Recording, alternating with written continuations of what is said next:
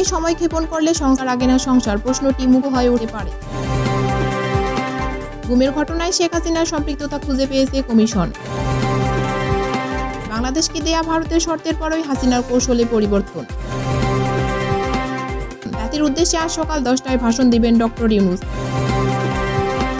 আওয়ামী লীগের কর্মসূচি গ্রেফতার অভিযান আরও জোরদার করার সিদ্ধান্ত। এখন শুনছিলেন সংবাদ শিরোনাম, এখন বিস্তারিত। সংস্কারের নামে সময় ক্ষেপণ করলে জনগণের প্রশ্ন, সংস্কার আগে না সংসার। বিএনপির ভারপ্রাপ্ত চেয়ারম্যান তারেক রহমান বলেছেন, ডেঙ্গুতে মৃত্যু ও দ্রব্যমূল্যের ঊর্ধ্বগতিতে জনজীবন বিপর্যস্ত। হাসপাতালে চিকিৎসার খরচ মেটাতে হিমশিম খাচ্ছে মানুষ, আর সংসারের ব্যয় সামলাতে প্রতিনিয়ত যুদ্ধ করতে হচ্ছে। এই পরিস্থিতিতে অন্তর্বর্তীকালীন সরকার যদি শুধু সংস্কারের নামে সময় ক্ষেপণ করে, তাহলে জনগণের কাছে মূল প্রশ্ন হয়ে উঠবে, সংস্কার আগে না সংসার। রবিবার রাজধানীর ইঞ্জিনিয়ার্স ইনস্টিটিউশনে এক আলোচনা সভায় ভার্চুয়ালি যুক্ত সালে বাংলাদেশ স্বাধীন হয়েছিল সাম্য, মানবিক মর্যাদা ও সামাজিক সুবিচার প্রতিষ্ঠার লক্ষ্যে। আজ দেশের স্বাধীনতা ও সার্বভৌমত্ব রক্ষায় গণতন্ত্রের চর্চা ও জনগণের রাজনৈতিক ক্ষমতায়ন জরুরি। বিএনপির 21 দফা কর্মসূচি প্রসঙ্গে তারেক রহমান বলেন, এই পরিকল্পনার মূল লক্ষ্য বৈষম্যহীন ও মানবিক বাংলাদেশ গড়ে তোলা, যেখানে রাষ্ট্র প্রত্যেক নাগরিকের দায়িত্ব নেবে। গুমে শেখ হাসিনার সম্পৃক্ততা পেয়েছে কমিশন। বাংলাদেশের জোরপূর্বক গুমের ঘটনায় সাবেক প্রধানমন্ত্রী শেখ হাসিনা ও তার প্রশাসনের বেশ কয়েকজন ঊর্ধ্বতন কর্মকর্তার সম্পৃক্ততা পেয়েছে অন্তর্বর্তী সরকারের গঠিত গুম তদন্ত কমিশন। শনিবার কমিশন প্রধান উপদেষ্টা ডক্টর মোহাম্মদ ইউনূসের কাছে জমা দেওয়া প্রতিবেদনে তথ্য উঠে আসে। প্রতিবেদনে বলা হয়, কমিশন 1676টি অভিযোগের মধ্যে 758টি যাচাই করে শেখ হাসিনা ও তার প্রতিরক্ষা বিষয়ক উপদেষ্টা মেজর জেনারেল তারিক আহমেদ সিদ্দিকী, এনটিএমসির সাবেক মহাপরিচালক মেজর জেনারেল জিয়াউল আহসান ও কয়েকজন পুলিশ কর্মকর্তার সম্পৃক্ততা শনাক্ত করেছে। কমিশন প্রধান মইনুল ইসলাম চৌধুরী জানান, গুম কার্যক্রম এতই সংগঠিতভাবে পরিচালিত হয়েছে যে এগুলো শনাক্ত করা কঠিন ছিল।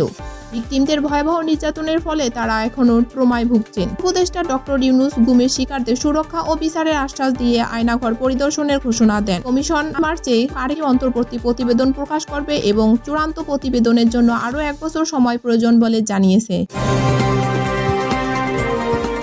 ভারতের শর্তে হাসিনার কৌশল বদল। শেখ হাসিনা সরকারের পতনের পর বাংলাদেশ ভারত সম্পর্ক তিক্ততায় জর্জরিত। ভারতের আশ্রয়ে আত্মগোপনে থাকা শেখ হাসিনা বাংলাদেশ নিয়ে ষড়যন্ত্রমূলক অডিও বার্তা ও বিবৃতি দিয়ে যাচ্ছেন। এর সঙ্গে ভারতীয় গণমাধ্যমও বাংলাদেশ বিরোধী অপপ্রচার চালাচ্ছে। ভারত থেকে বাংলাদেশে পণ্য রপ্তানি ও ভিসা কার্যক্রম প্রায় বন্ধ। পাশাপাশি মোদীর বিজেপি নেতাদের হুমকির অব্যাহত রয়েছে। এই পরিস্থিতিতে দুই দেশের পররাষ্ট্র পর্যায়ের বৈঠকে ভারতের পক্ষ থেকে সম্পর্ক উন্নয়নের শর্ত দেয়া হয়। ভারতের দাবি, এসব শর্ত পূরণ হলে তবেই আগের মতো সম্পর্ক বজায় থাকবে। ভারতের শর্তের পর হাসিনার রাজনীতিতে কৌশলগত পরিবর্তনের আভাস মিলছে। গোপনে থাকা হাসিনার নতুন ষড়যন্ত্রমূলক বিবৃতির মাধ্যমে পরিস্থিতির প্রভাবিত করার চেষ্টা করছেন। তবে তার এসব বক্তব্য আন্তর্জাতিক ট্রাইব্যুনাল নিষিদ্ধ করেছে। ভারতের গণমাধ্যমের মতে, দেশটি ব্যক্তিবিশেষের উপর নির্ভরশীল না থেকে বাংলাদেশের মানুষের সঙ্গে সুসম্পর্ক চায়। অন্যদিকে গণঅভ্যুত্থানের পর ভারতে পালিয়ে যাওয়া হাসিনার বিরুদ্ধে গণহত্যার অভিযোগে বহু মামলা ও গ্রেফতারি পরোয়ানা জারি হয়েছে। বর্তমানে তিনি কোথায় আছেন তাও স্পষ্ট।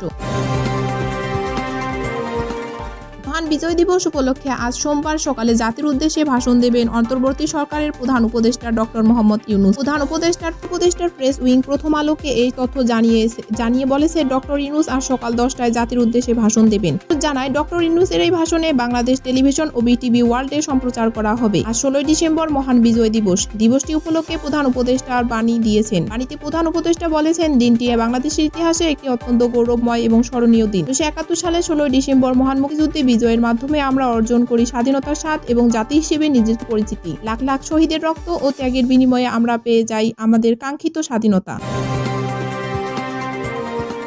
আওয়ামী লীগের কর্মসূচি গ্রেফতার অভিযান আরও জোরদার করার সিদ্ধান্ত। এক ফেসবুক স্ট্যাটাসের মাধ্যমে মহান বিজয় দিবস উপলক্ষে কর্মসূচি ঘোষণা করে বাংলাদেশ আওয়ামী লীগ। দলটির পক্ষ থেকে স্মৃতিসৌধে শ্রদ্ধা নিবেদন, আলোচনা সভা সহ বিভিন্ন কর্মসূচি ঘোষণা দেয়া হয়েছে। তবে স্থানীয় সরকার, পল্লী উন্নয়ন ও সমবায় উপদেষ্টা আসিফ মাহমুদ সজীব ভুঁইয়া জানিয়েছেন, এ বিষয়ে আইন শৃঙ্খলা রক্ষা বাহিনীর সতর্ক দৃষ্টি রয়েছে। তিনি আমরা দেখছি তারা আগামীকাল কর্মসূচি ঘোষণা করেছে। এর আগেও বিভিন্ন সময় কর্মসূচি ঘোষণা করেছে, কিন্তু সেগুলো হয়নি। আইন শৃঙ্খলা রক্ষা বাহিনী সতর্ক অবস্থায় রয়েছে এ বিষয়ে। রবিবার স্বরাষ্ট্র মন্ত্রণালয়ে সভাকক্ষে আইন শৃঙ্খলা সংক্রান্ত উপদেষ্টা কমিটির সভা শেষে তিনি এ কথা জানান। রবিবার স্বরাষ্ট্র মন্ত্রণালয়ের সভাকক্ষে আইন শৃঙ্খলা সংক্রান্ত উপদেষ্টা কমিটির সভা শেষে তিনি এ কথা জানান। সভায় সভাপতিত্ব করেন স্বরাষ্ট্র উপদেষ্টা লেফটেন্যান্ট জেনারেল মোহাম্মদ জাহাঙ্গীর আলম চৌধুরী। আওয়ামী লীগ নেতাকর্মীদের নানা অপতৎপরতার পরিপ্রেক্ষিতে গ্রেফতার অভিযান আরও জোরদার করার সিদ্ধান্ত হয়েছে বলে জানিয়েছেন উপদেষ্টা।